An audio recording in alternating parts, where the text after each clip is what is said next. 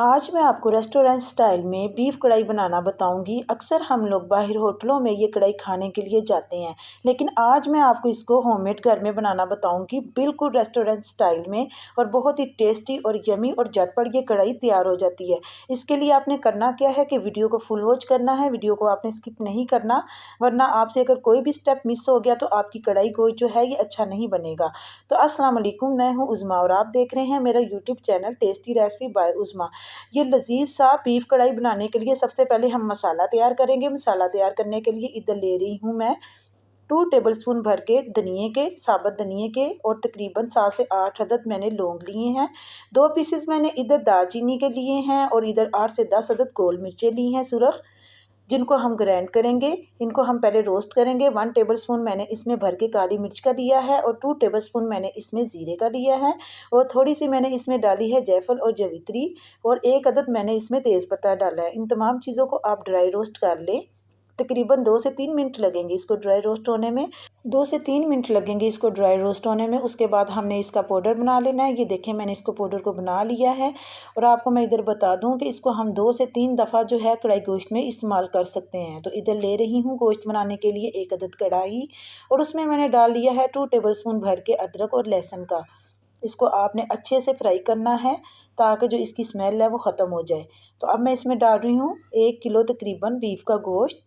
इसको मैंने धो के अच्छी तरीके से साफ़ कर लिया था। ये आपने ऐड करके आपने इसकी 5 से 10 मिनट तक के लिए बुनाई करनी है।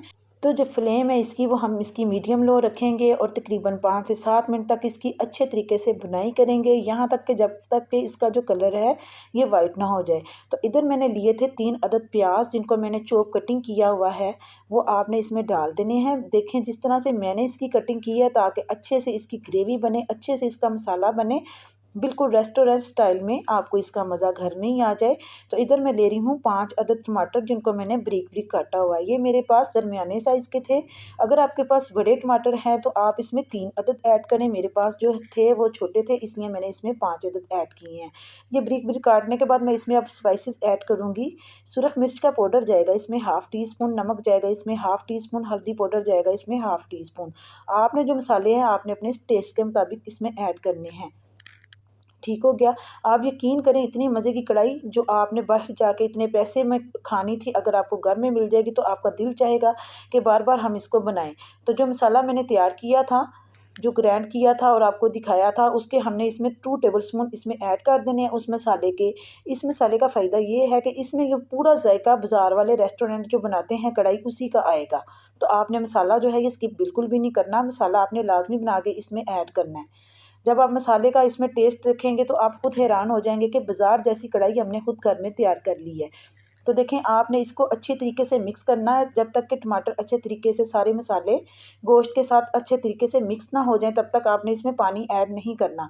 तो आप देख सकते हैं कि तमाम मसाले अच्छे से रेडी हो गए थे, अच्छे तरीके से तमाम जो वो मसाले थे वो मिक्स हो चुके थे। अब मैंने इसमें ऐड किए थे 2 गिलास पानी के। तो तकरीबन इसको गलने में 45 मिनट लगेंगे, क्योंकि हम इसको प्रेशर कुकर में नहीं बना रहे। तो मैंने 10 मिनट बाद आके चेक किया तो गोश्त जो है ये काफ़ी हद तक गल चुका था। ये देखें आपके सामने ही है, ऑयल जो है ये ऊपर आ चुका है। तो कढ़ाई गोश्त हमारा रेडी हो चुका है।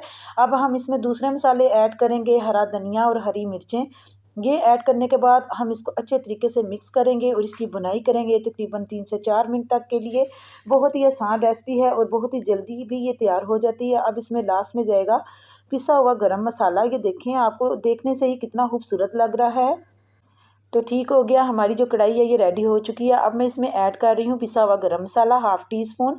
वो डाल के आपने इसको अच्छे तरीके से मिक्स कर लेना है। लीजिए, बहुत ही यमी और टेस्टी बीफ कढ़ाई हमने घर में रेस्टोरेंट स्टाइल में तैयार कर लिया है।